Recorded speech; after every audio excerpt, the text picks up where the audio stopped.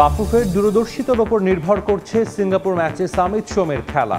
সোমের মধ্যে এফসিতে নিবন্ধনের পরামর্শ, প্রয়োজনে ফিফা কংগ্রেসে কথা বলবেন তাবিত আওয়াল।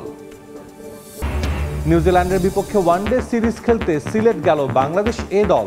নিজেদের প্রমাণে সিরিজকে ক্রিকেটাররা দেখছেন বড় মঞ্চ হিসেবে। এবং পর্যাপ্ত সুযোগ সুবিধা থেকে বঞ্চিত জাতীয় দল থেকে বাদ পড়া ক্রিকেটাররা বোর্ডের কাছে আলাদা কোচ নিয়োগের দাবি নাইম শেখের। আবারও গায়ে জড়াতে চান লাল সবুজ জার্সি।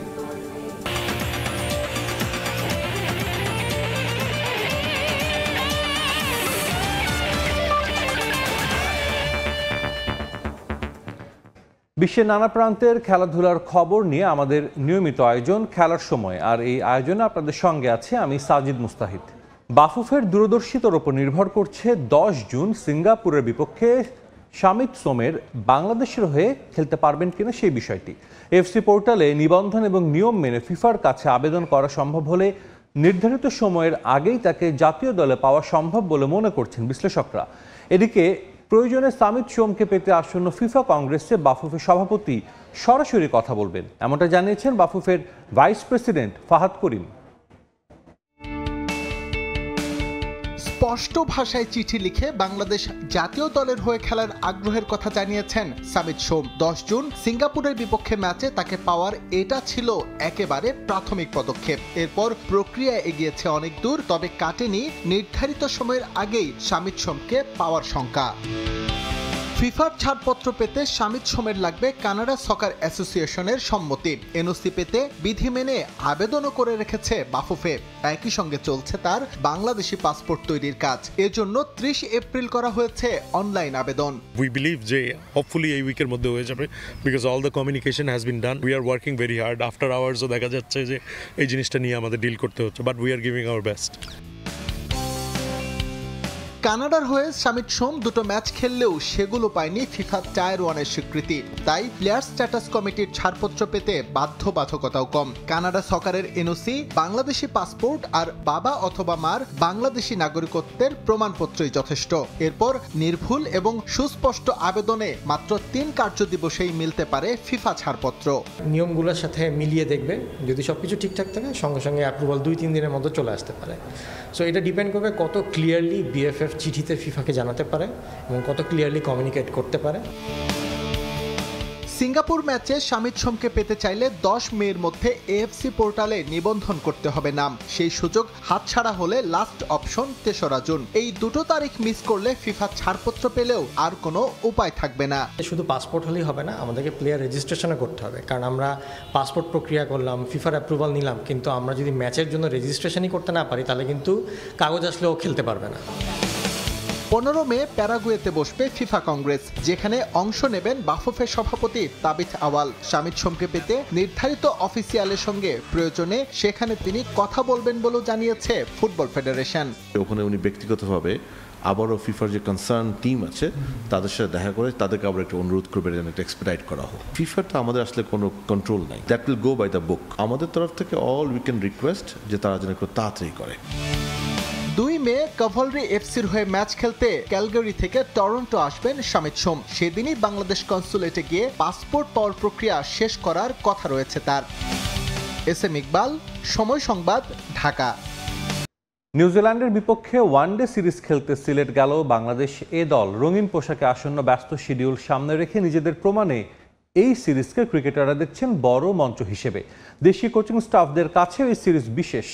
এদিকে একই দিন জিম্বাবুয়ের বিপক্ষে টেস্ট সিরিজ শেষে ঢাকায় ফিরেছেন ক্রিকেটাররা। পাকিস্তান সফরের জন্য ক্যাম্প শুরুর আগে 4 দিন বিশ্রামে কাটাবেন তারা। এ যেন তোমার হলো শুরু, আমার হলো সারা। জাতীয় দলের জিম্বাবুয়ে অ্যাসাইনমেন্ট শেষ, এ দলের নিউজিল্যান্ড পরীক্ষার অপেক্ষা। বিমানবন্দরে যখন সাইফ মোসাদ্দেকদের সিলেটে যাত্রা, ঠিক সেই সময় চট্টগ্রাম থেকে ফিরলেন শান্ত মিরাজরা। 2026 আর 27 2 বছরের ব্যবধানে রঙিন পোশাকের 2টা বিশ্বকাপ। ব্যাকআপ ক্রিকেটারদের তাই প্রস্তুত করা চাই। তাই তো বাড়ছে এ দলের ব্যস্ততা। 5 মে লাক্কাতুরায় কিউদের বিপক্ষে প্রথম ওয়ানডের আগে শুক্রবার থেকে 4 সেশনের অনুশীলন শুরু। অবশ্য নামে এ দল হলেও এটা টাইগারদের ছায়া জাতীয় দল। প্রথম 2 ওয়ানডের জন্য ঘোষিত 15 সদস্যের স্কোয়াডে এক রেজাউর রহমান রাজা ছাড়া সবাই খেলেছেন ন্যাশনাল টিমে। তাই তো কারো কাছে ফিরে আসার চ্যালেঞ্জ, কারো কাছে হারানো ফর্ম খুঁজে পাওয়ার। এই টিম তো আসলে ন্যাশনাল টিমের আগের ধাপ, সো চেষ্টা থাকবে ভালো কিছু করার। আর অবশ্যই এটা খুব বড় একটা প্ল্যাটফর্ম আমাদের জন্য, তো সুযোগ পাইলে অবশ্যই ভালো করার চেষ্টা করব।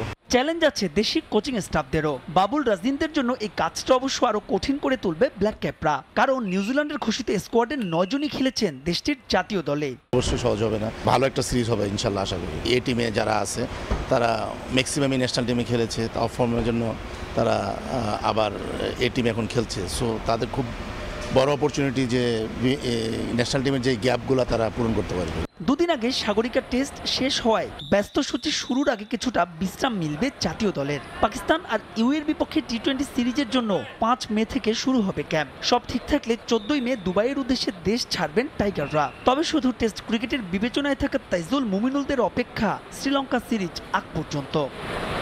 মাহবুব রিমন, সময় সংবাদ, ঢাকা। খেলার সময় আরও থাকছে। রিয়াল মাদ্রিদের জন্য কার্লো আনচেলত্তিকে কোচ করতে পারল না ব্রাজিল। মৌখিক সম্মতির পর সিদ্ধান্ত পরিবর্তন, সৌদি ক্লাব আল হিলালে যাবার জোর সম্ভাবনা।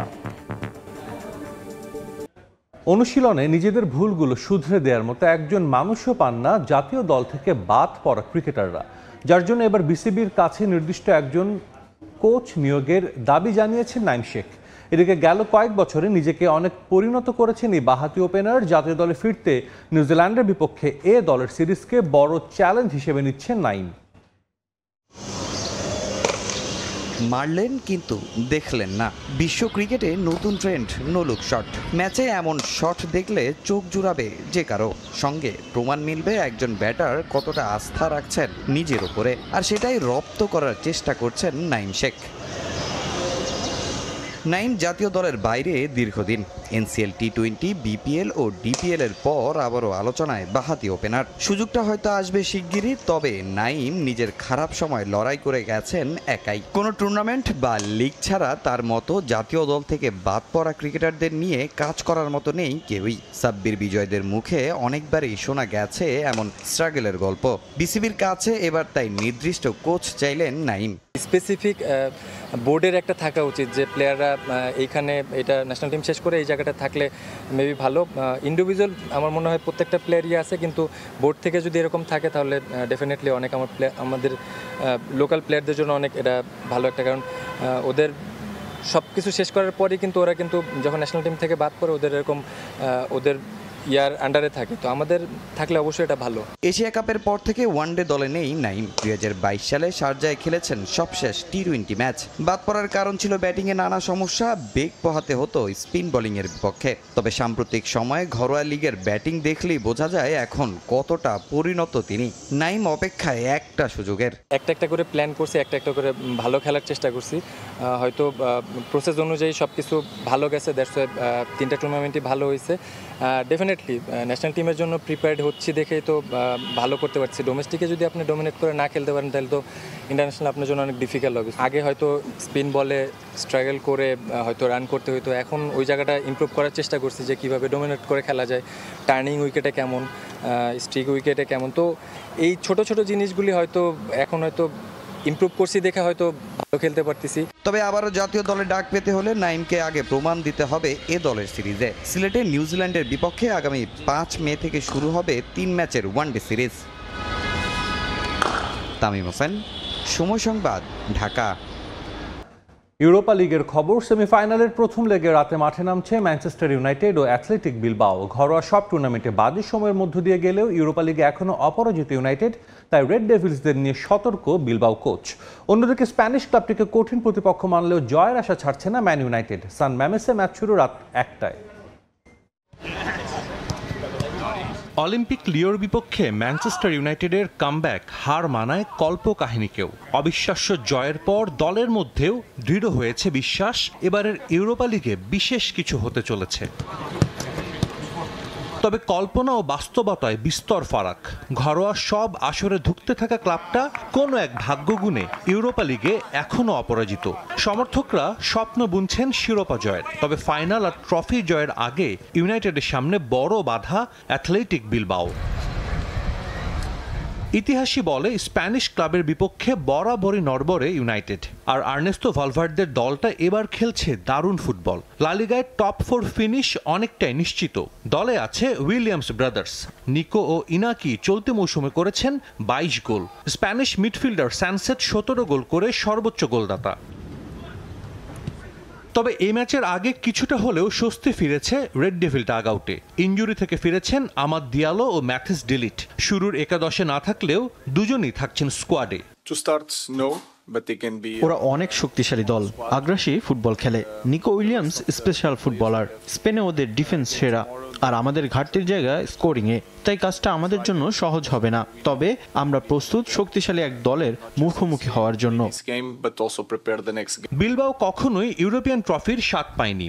এবার তাদের বড় অনুপ্রেরণা ফাইনাল হবে নিজেদের মাঠ সান ম্যামেস স্টেডিয়ামে। সেমির প্রথম লেগ তারা খেলবে নিজেদের মাঠে। স্বাগতিক সমর্থন কাজে লাগিয়ে ফাইনাল নিশ্চিতে এগিয়ে থাকতে চায় বিলবাও। দলটার অন্যতম শক্তি তাদের ডিফেন্স। প্রতিপক্ষ রেড ডেভিলস বাজে সময় পার করলেও তাদের সমীহই করছেন বিলবাও বস আর্নেস্তো ভালভার্দে।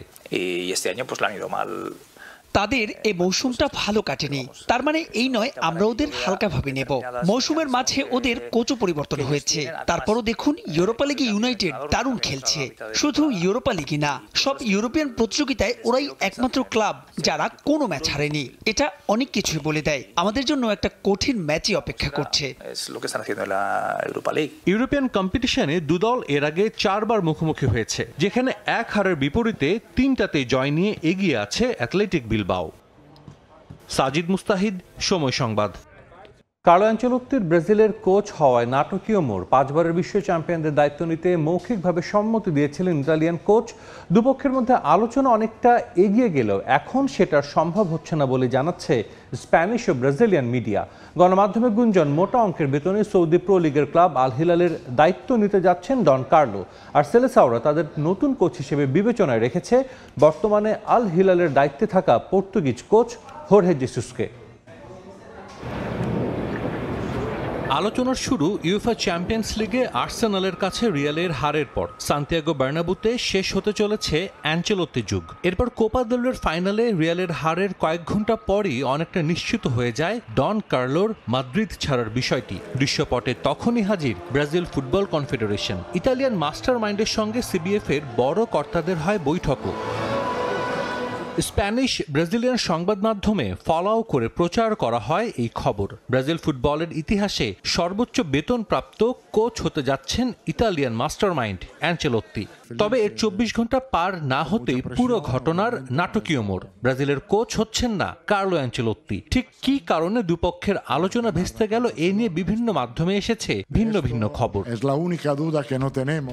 স্প্যানিশ গণমাধ্যমগুলোর দাবি, সৌদি আরব থেকে আকাশচুম্বী অর্থের প্রস্তাব পেয়েছেন অ্যানচেলোত্তি। 3 বছরের চুক্তিতে তাকে 150 মিলিয়ন ইউরো প্রস্তাব করতে চায় আল হিলাল। মূলত এ কারণেই ব্রাজিলের দায়িত্ব নিতে চান না বলেও খবর এসেছে। তবে ব্রাজিলিয়ান গণমাধ্যম বলছে ভিন্ন কথা। জুন উইন্ডোতে বিশ্বকাপ বাছাইয়ের ম্যাচেই অ্যানচেলোত্তিকে চেয়েছিল সিবিএফ, তাতে রাজিও হন ইতালিয়ান কোচ। এখানেই নতুন চাল চালে রিয়াল মাদ্রিদ। ডন কার্লোকে 2026 পর্যন্ত তার চুক্তির কথা মনে করিয়ে দেয় রিয়াল। শেষ পর্যন্ত হয়তো সৌদি হতে চলেছে অ্যানচেলোত্তির নতুন ঠিকানা। আল হিলাল আগ্রহ দেখিয়েছে, আল আহলির শর্টলিস্টেও আছেন তিনি। আর সিবিএফ কোনো উপায় না পেয়ে হয়তো দলের দায়িত্ব তুলে দেবে হোর্হে জেসুসের কাঁধে। সাজিদ মুস্তাহিদ, সময় সংবাদ। খেলার সময় শীর্ষ সংবাদগুলো জানিয়ে দিচ্ছে আরেকবার। বাফুফের দূরদর্শিতার উপর নির্ভর করছে সিঙ্গাপুর ম্যাচে সামিত সোমের খেলা। সোমের মধ্যে এফসিতে নিবন্ধনের পরামর্শ, প্রয়োজনে ফিফা কংগ্রেসে কথা বলবেন তাবিতাওয়াল। এবং নিউজিল্যান্ডের বিপক্ষে ওয়ানডে সিরিজ খেলতে সিলেট গেল বাংলাদেশ এ দল। নিজেদের প্রমাণে সিরিজকে ক্রিকেটাররা দেখছেন বড় মঞ্চ হিসেবে।